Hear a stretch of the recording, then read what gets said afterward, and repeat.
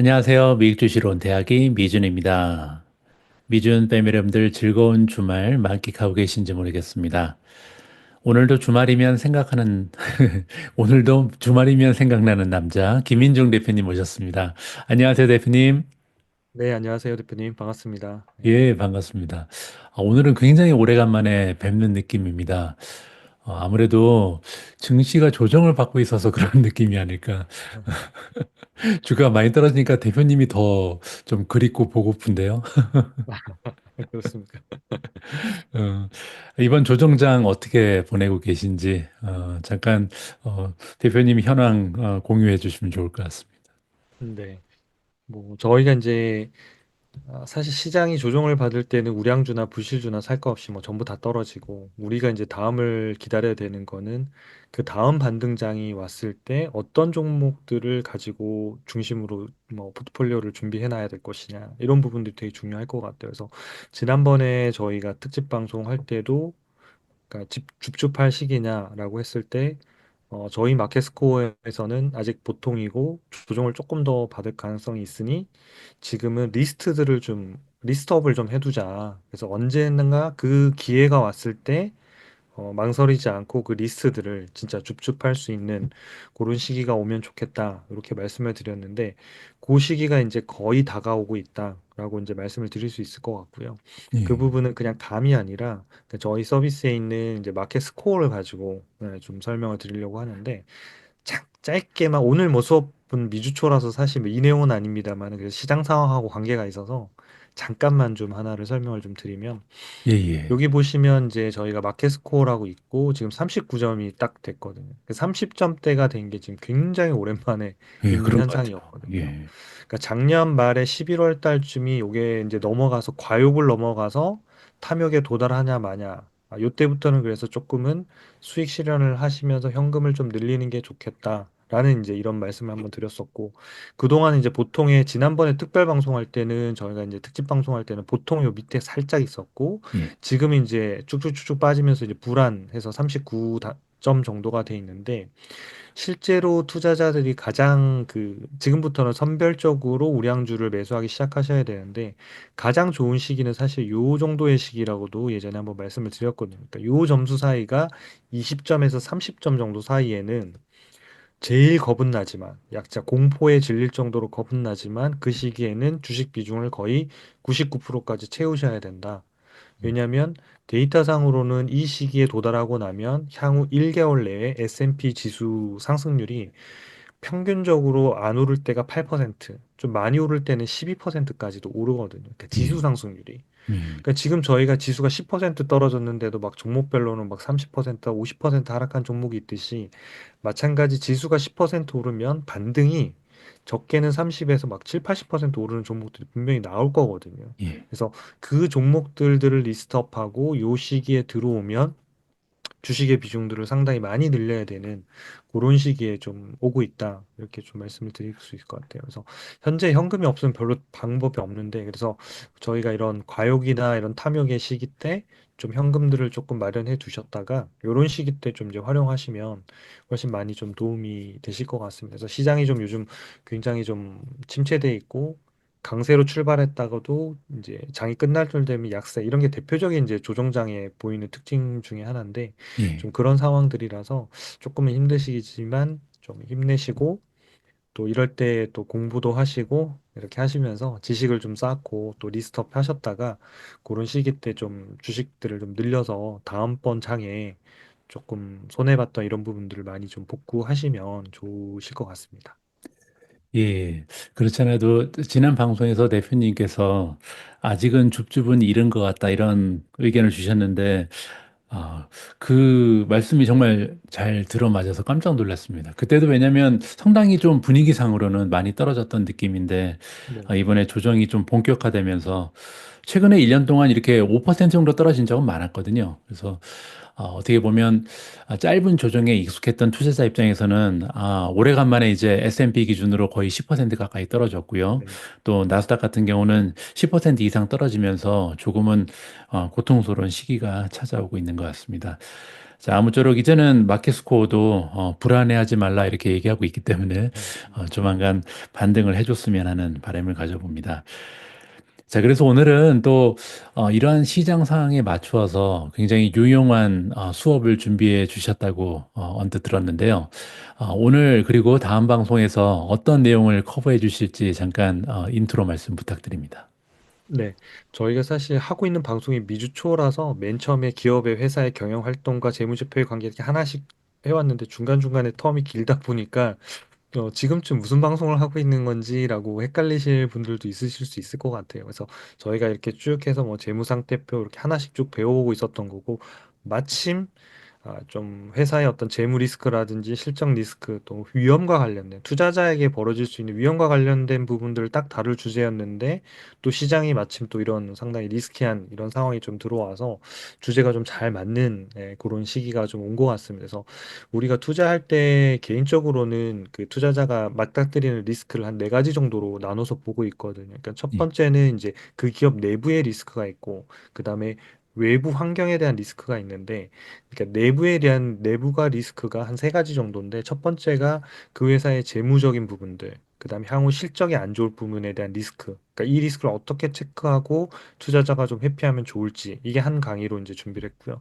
두 번째는 이제 캐시플로 부분들을 좀 체크를 안 하시는 분들이 있거든요. 그러니까 예, EPS만 보고 현금 흐름에 대한 이 빨간불이 켜졌는데도 불구하고 또는 안 좋다가도 좋은 굿 시그널이 발생했는데도 불구하고 아직 적자니까 안 되는 거 아니에요?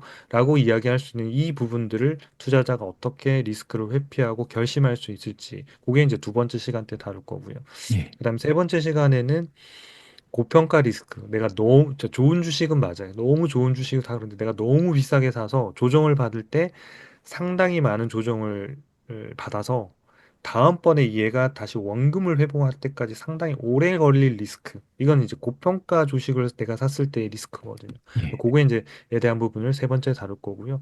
마지막 네 번째 시간에 다룰 게 이제 시장 리스크. 이건 개별 기업은 아닌데 요즘처럼 지수가 막 십몇 퍼센트씩 빠지면 개별 종목 좋은 종목이라 하더라도 막 좀 적게 빠진 기업들이 2, 30%, 좀 많이 음, 빠진 게막 50%가 빠지니까 이런 부분에서 내가 어떻게 현금을 조절하고 주식 비중을 줄일 건지 시장 리스크에 대응하는 요 네 가지를 가지고 좀 하나하나씩 투자 위험을 줄이는 방법을 좀 말씀을 드리고자 합니다.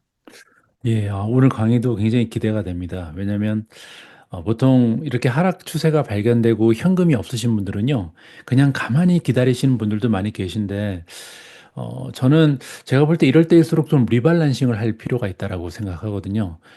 우리가 흔히 상승장일 때는 변동성이 큰 주식을 담고 있으면 도움이 많이 됩니다. 왜냐하면 변동성이 크다는 거는 시장 분위기가 좋으면 더 많이 올라갈 수도 있거든요. 맞습니다. 그런데 이제 반대로 요즘처럼 분위기가 안 좋을 때는 사실상 변동성을 좀 줄일 필요가 있거든요, 전반적으로. 그래서 이럴 때는 좀 내가 가지고 있는 주식 중에 리스크가 좀 큰 주식이 어떤 게 있는지 한번 복습해 볼 필요도 있고 점검해 볼 필요가 있는데 오늘 때마침 굉장히 중요한 강의를 준비해 주셔서 좀 많이 도움이 될 수 있는 내용이 기대가 됩니다. 자, 그러면 오늘 준비해 주신 강의 부탁드립니다. 네. 첫 번째 강의는 제가 이제 그 실적과 리스크와 관련된 부분들을 어떻게 회피하는 걸지, 그리고 그 내용들을 재무나 이런 데서 어떻게 살펴보면 좋을지, 이런 부분들에 대해서 좀 집중해서 설명을 드리도록 하겠습니다. 네, 오랜만에 이제 초등학교 표지를 이제 가지고 나왔습니다. 그래서 계속해서 혹시 예전에 혹시 영상을 안 들으셨던 분들은 1편부터 이렇게 금세 따라오셔도 금세 아마 따라오실 수 있으니까요. 지금이 아마 한 여덟 번째 정도 시간이 될 것 같습니다. 네, 첫 번째 이제 주가의 변동성이 과연 이제 리스크냐라고 하는 부분들. 이제 보통 이제 이 주가의 변동성을 뭐, 사이트에 보면 이렇게 베타라는 값으로 해서 이게 크면 좀 위험하다 이런 이야기들 많이 하는데 사실은 이제 주가의 변동성은 위험이기도 하지만 상당히 기회이기도 하거든요. 대표님 말씀하신 대로 상승장에서는 이 변동성이 큰 애들이 수익률이 훨씬 더 좋을 거니까. 그래서 변동성 자체가 리스크라고 판단하기보다는 변동성은 때로는 리스크지만 때로는 상당한 기회를 줄 수 있기 때문에 그 부분에 대한 것들을 잘 판단하시는 게 굉장히 중요할 것 같다. 만약에 시장이 막 올라가고 있는 장에 나는 변동성이 낮은 주식을 사면 수익률이 잘 안 나고 음, 반대로 하락장에 아 이제 나 좀 이제 사야겠어 그래서 막 변동성이 큰 기업을 샀더니 그때부터 조정을 받으면 반대로 수익성이 또 엄청나게 많이 깨질 수 있기 때문에 이 변동성과 안정성에 대한 부분들은 그런 마지막 시간에 다룰 그 시장 리스크와 관련된 부분하고 같이 맞물려서 조금 이렇게 포트폴리오의 비중 조절과 함께 저런 변동성 조절도 같이 하시면 좀 많이 도움이 되실 것 같다라는 생각은 듭니다. 그래서 사실은 주가의 변동성은 이제 결국 수급이라고 하는 수요와 공급에 따라서 움직이는데 모든 가격이라는 거는 다 수요와 공급에 따라서 움직이는 건데 수요가 많아지면 당연히 가격이 올라가고 뭐 만약에 공급하자는 사람이 많으면 가격이 떨어질 수밖에 없는데 주식시장에서 사자는 거는 이제 많을 때는 뭐 기업이 성장할 때 가격이 오를 때 그래서 인기가 있어서 사람들이 더 많이 몰릴 때 그다음에 뉴스에 호재가 생겼을 때 또는 테마주가 되었을 때 뭐 여러 가지 형태가 있지만 반대로 팔자는 요 반대 형태죠. 그러니까 기업의 실적이 나빠질 때 뭐 이런 형태들이 왔다 갔다 막 계속 이제 그 사자 팔자가 거래가 되고 있는 상황인데 요 상태에서 저희는 어떤 경우가 되면 사자는 사람들이 많이 생길까?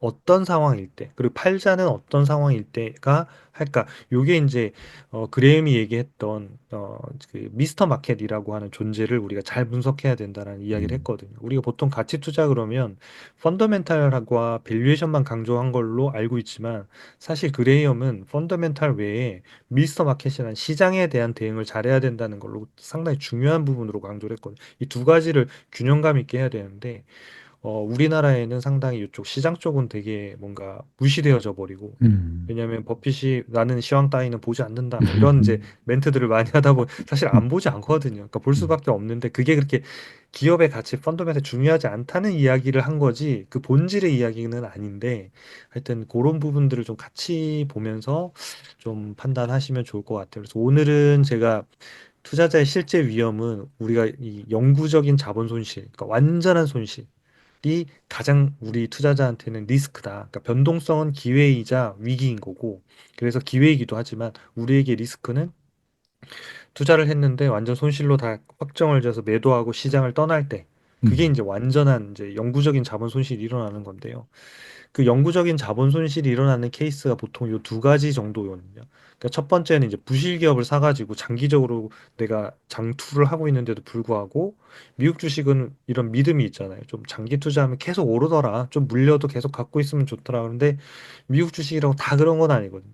제가 나중에 뒤에 사례에서 보여드리겠지만 거의 뭐 한 90% 이상 떨어지는 기업들도 발생하거든요. 그래서 단순히 장기 투자가 아니라 이 부실 기업들을 피해야 되는 부분이 있고 두 번째는 제가 이렇게 너무 비싼 가격에 사서 이 비싼 가격이 조정을 받으면서 일어나는 그 손실. 그래서 내가 음, 상당히 오래 기다려야 되는 이 리스크.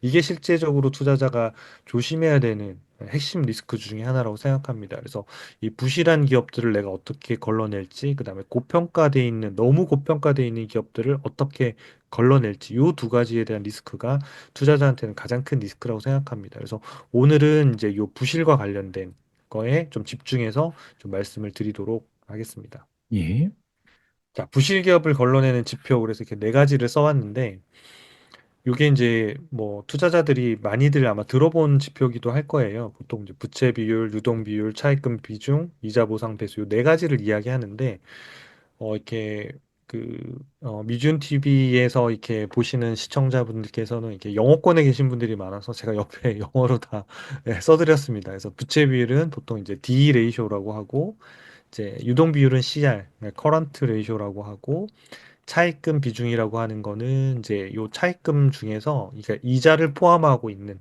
그러니까 이자를 내는 차입금. 그러니까 부채들 중에서 이자를 안 내는 부채들도 있거든요. 다음에 한번 제가 다루겠습니다. 이자를 내는 부채가 얼마냐가 중요한 거지, 이자를 안 내는 부채는 하나도 중요하지 않거든요. 그러니까 이자를 안 내는 부채 중에 이제 대표적인 게 선수금 같은 거거든요. 그러니까 장기 계약을 하고 돈을 먼저 받았어요.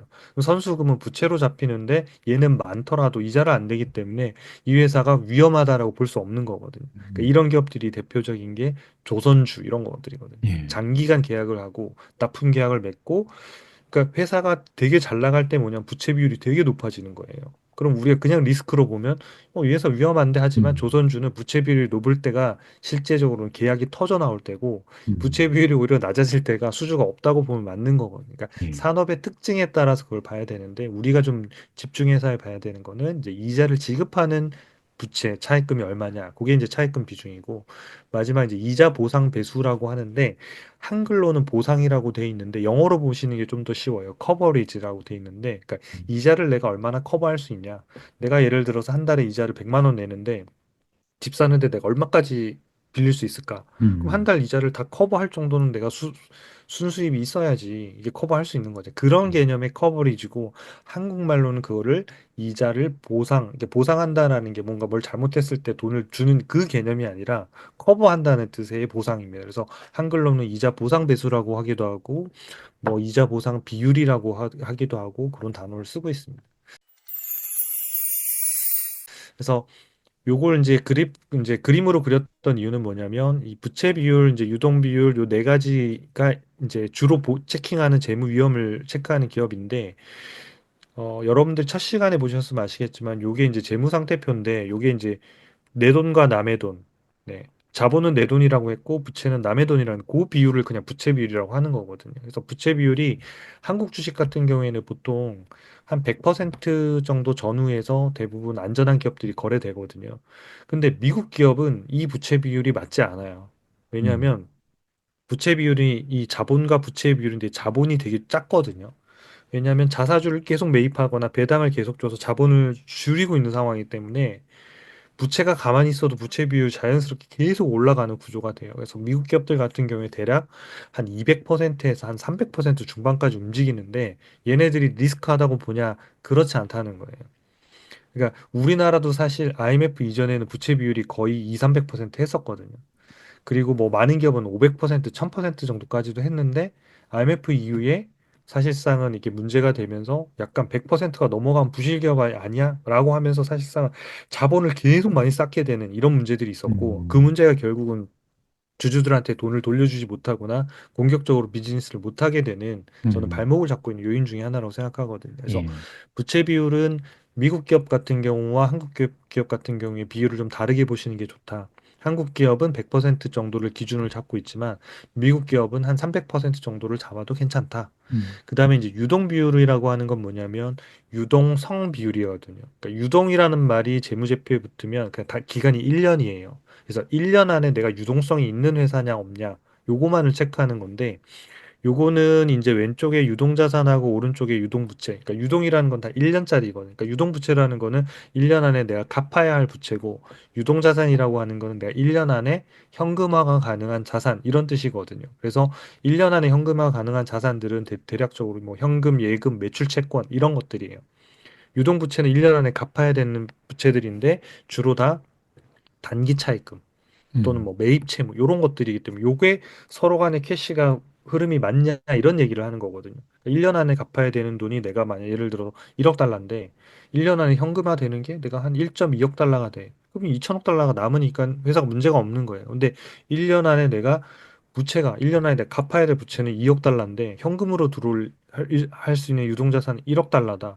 그럼 1억 달러 모자라기 때문에 돈을 또 빌려와야 돼. 이런 케이스들이 회사의 재무 상태를 위험하게 만들 수 있기 때문에 이 유동 비율은 기본적으로 100%, 그러니까 양쪽이 같은 것을 보통은 안전하다 이렇게 이제 얘기하고, 요거는 한국과 미국이 큰 차이는 아닙니다. 그 큰 차이는 아닌데 미국 기업이 우리나라보다는 한국보다는 좀 유동 비율이 조금은 더 낮더라도 큰 리스크는 아니다. 우리나라 기업들 좋은 기업들은 대부분 다 유동 비율이 뭐 한 2, 300%에서 많으면 뭐 800%까지 가거든요. 그래서 음. 미국 기업들 같은 경우 요거는 양쪽에 한 1년 정도만 맞춰지면 큰 문제가 없다. 이렇게 보시면 좋겠고요. 여러분들이 실제로 잘 보셔야, 미국 기업에 투자하시는 분들이 보셔야 되는 건 요거 두 가지예요. 앞에 두 가지는 그냥 그런 게 있구나라고 잊어버리셔도 상관없어요. 한국 주식 하시는 분들은 앞에 것도 되게 자세히 보셔야 되는데, 미국 주식을 투자하시는 분들은 부채 비율이나 유동 비율보다는 이자 보상 배수나 차액금 비중이 훨씬 더 중요한 지표입니다. 그러니까 중요도로만 제가 설명을 드리자면 1번이 이자 보상 배수, 음, 2번이 차액금 비중이에요.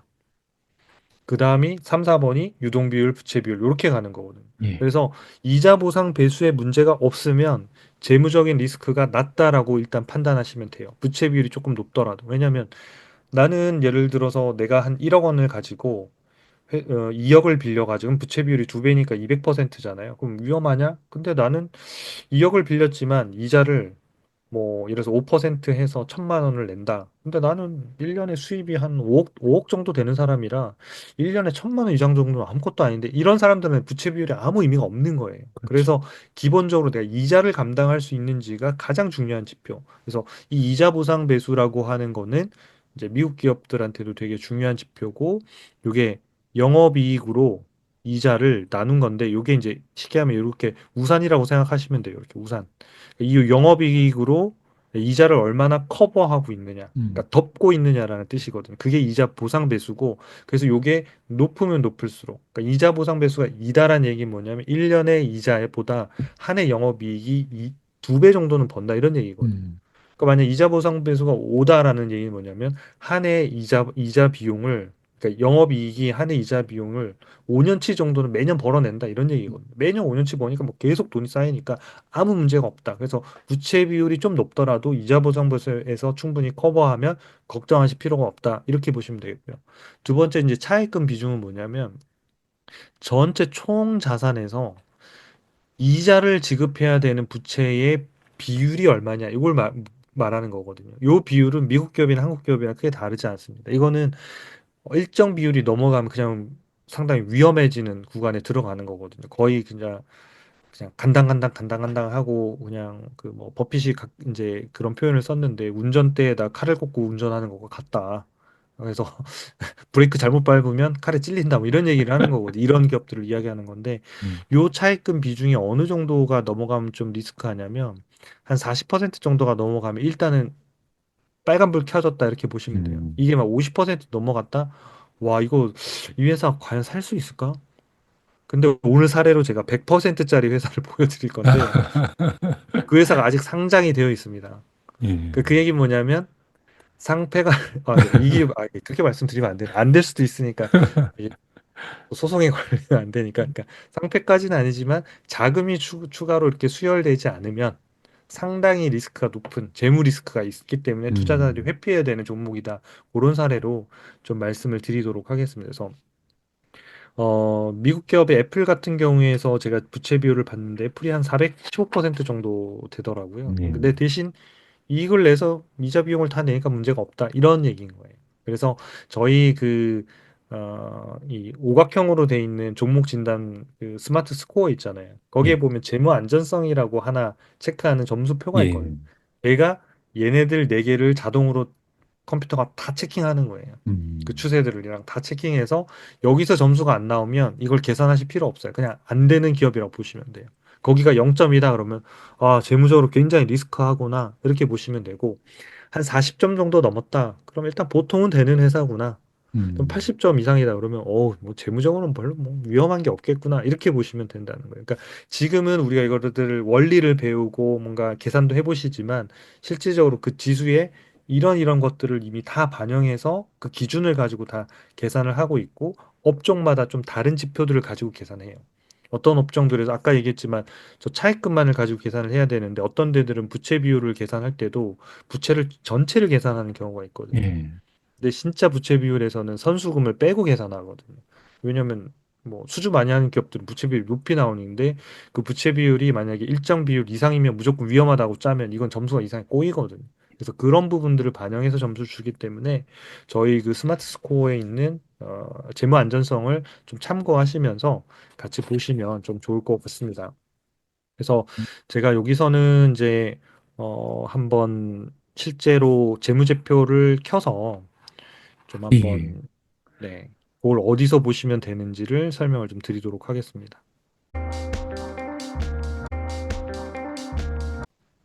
네, 사이트에 오셔가지고 여기 상단에 제가 그러니까 뭐 애플을 한번 쳐보겠습니다. 네, 애플을 치고 여기에 재무라고 하는 게 있는데 거의 투자자들이 잘 안 들어가는 항목이거든요. 주로 실적, 밸류에이션, 매매 신호를 보는데 예. 이제 공부니까 여러분들 한번 좀 보시면 네, 좋으실 것 같습니다. 제가 좀 화면을 조금만 확대해서 보여드리면 글씨가 잘 보이실 것 예, 같아서 예. 네, 여기 보시면 이제 재무 상태표에 보면 아까 이제 부채 비율이라고 하는 게 이제 애플 같은 경우에는 여기서 여기 부채 총계와 네, 그다음에 내려보면 요 자본 총계 요 두 개의 비율이 이제 부채 비율이거든요. 예. 그러니까 이제 요거 두 개를 그냥 나누면 되는 거거든요. 그러니까 66이고 277이니까 그게 나눠봤더니 그러니까 4배 정도 이렇게 되는 거거든요. 그래서 그러니까 퍼센트로 보면 415% 이런 정도가 딱 나오거든요. 그래서 아, 그럼 되게 위험한 기업 아니야? 이렇게 볼 수 있다는 거죠. 근데 그 다음에 봐야 되는 게 이자 보상 배수라고 하는 거를 좀 보시라고 이제 말씀을 드렸던 건데 그러니까 그런 부분들이 이제 나중에 손익계산서나 이런 항목들이 나오는데 이렇게 영업이익을 많이 벌면 이자들을 다 뭐 완전 다 커버를 해버리는 상황이 음, 되기 때문에 별 문제가 없다는 거죠. 그래서 그 종목 진단 부분들을 좀 보시면 여기에도 기업에서 진단을 보면 네, 재무 안전성 80, 점수가 여기 음, 80점이잖아요. 예, 예. 그리고 아마 내려보면 재무 안전성은 뭘로 해요? 그러면 여기 보시면 뭐 부채 비율, 유동 비율, 이자 보상 배수 차입금 비중, 뭐 현금, 뭐 금융 비용 이런 걸로 다 자동으로 계산해요라고 세부 데이터도 보여드리고 있어요. 네, 거기까지는 안 보이시더라도 일단 80점이면 재무 리스크는 없구나 이렇게 보시면 돼요. 음, 네, 뭐 부채 비율이 뭐 400%라도 너무 걱정하실 필요는 없다. 민재 사례로 좀 위험한 기업을 제가 하나 검색을 해가지고 보여드리도록 하겠습니다.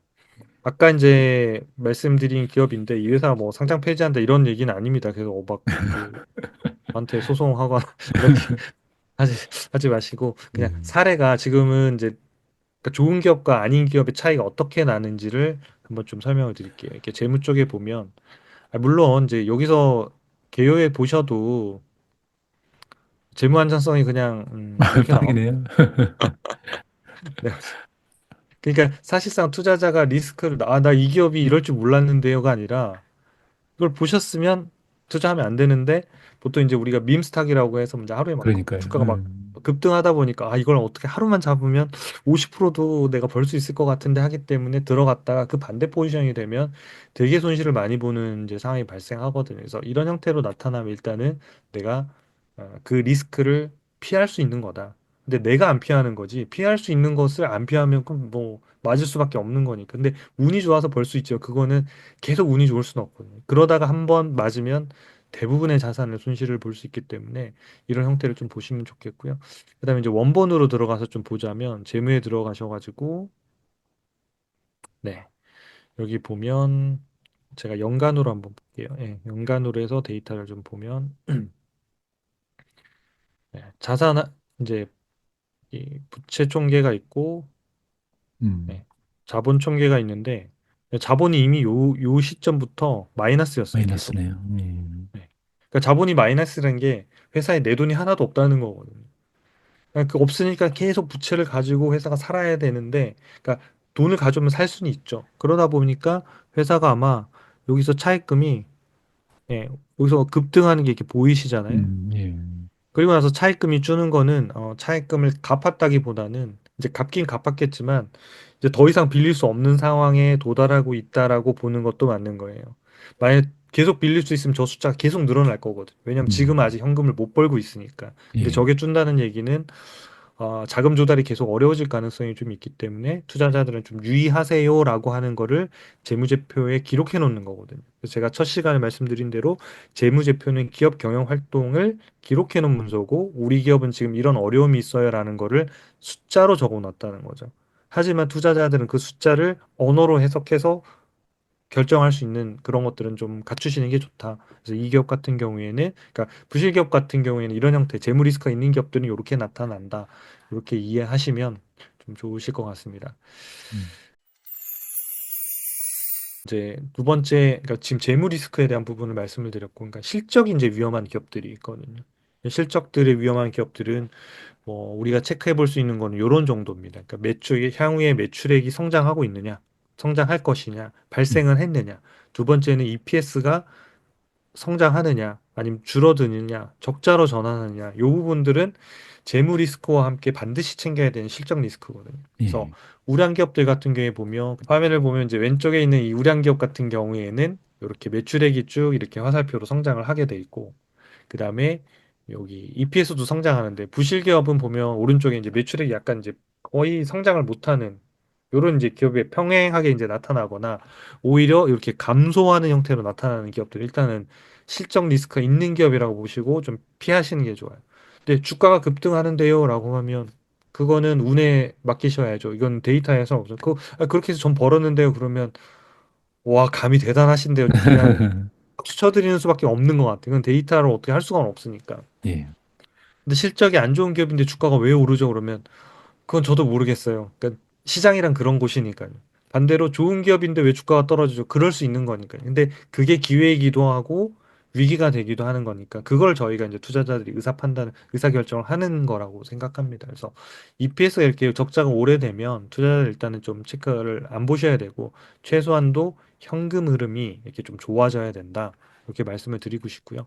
그다음에 이제 저희 사이트에서 아까 똑같은 요 지금 화면을 네, 보는 거를 좀 말씀을 드리자면, 네, 도어대시라고 하는 기업인데, 네, 이 기업이 보면, 이제, 뭐 실적 부분을 좀 말씀을 드리면, 실적만 어차피 말씀, 요런 것들은 이제 올해 21%, 내년도에 17.9%, 내후년에 17%, EPS가 올해 635%, 이제 흑자 전환하니까 이제 되게 높이 나오는 거죠. 그래서 실질적으로 2026년도에도 66.9%, 2027년도에도 48%니까 엄청난 성장주라고 봐야 되는 거고. 예, 근데 시장이 빠지면 볼 방법이 없는 거니까 좀 덜 빠지지만 그 빠질 수밖에 없는데 이런 기업들을 쇼핑 리스트에다가 계속 넣어두셨다가 스마트 스코어에서 아니 저기 마켓 스코어에서 이제 용기를 내세요라고 이제 진짜 뜨면 그때 이제 이런 기업들의 리스팅들을 가지고 있다가 하나하나씩 이제 쇼핑 리스트에 또 이제 대표님 채널에서도 뭐 이렇게 리스팅들을 계속 하고 알려주시고 있잖아요. 그러니까 그런 음, 리스트들을 그때 이제 진짜 줍줍할 수 있는 그런 아마 형태들이 요렇게 나타난다. 그래서 실적에 관련된 리스크는 요렇게 보시면 좋고요. 좀 부실 기업 하나만 하고 오늘 수업을 마치려고 하는데 저도 이제 부실 기업을 찾다 처음 보는 기업을 하나 찾았는데 예, CASG 네. 패시지 시지, 바이오 바이오 회사인 것 같습니다. 음, 그래서 아마 요것도 지금 아마 검색을 해보시면 거래가 되고 있을 거예요. 그러니까 누군가는 이 종목을 유망하다 그러고 사고 있을 거고 음, 어떤 분들은 팔고 있을 거고 아마 그렇게 하고 있을 것 같아요. 근데 지금은 이제 저희가 개장을 해서 오늘 2.5% 올랐으니까 와 이게 올랐구나 막 이렇게 할 수는 음, 있지만 그러니까 이런 기업들은 뭐 저희 쪽에는 매매 신호도 안 나오고 뭐 점수도 10점이지만 이 사업적인 리스크로 보자면 이런 거죠. 매출액이 없어요. 음, 그러니까 이제 바이오인데 아마 이제 우리는 나중에 이런 것들 개발하고 신약하고 해서 나중에 대박 터뜨릴 거예요. 그런 기대감으로 막 주가가 막 10달러까지 갈 수도 있겠죠. 근데 이런 것들은 진짜 이 회사의 과정들이나 또는 뭐 신약 개발과 관련된 굉장한 지식을 갖지 않고서는 사실 투자 의사 결정내기는 되게 어렵다는 거죠. 그래서 우리가 지금 미주 초를 하고 있는데 음, 초등학생들이 예, 이런 기업에 투자한다는 건 좀 너무 과하다.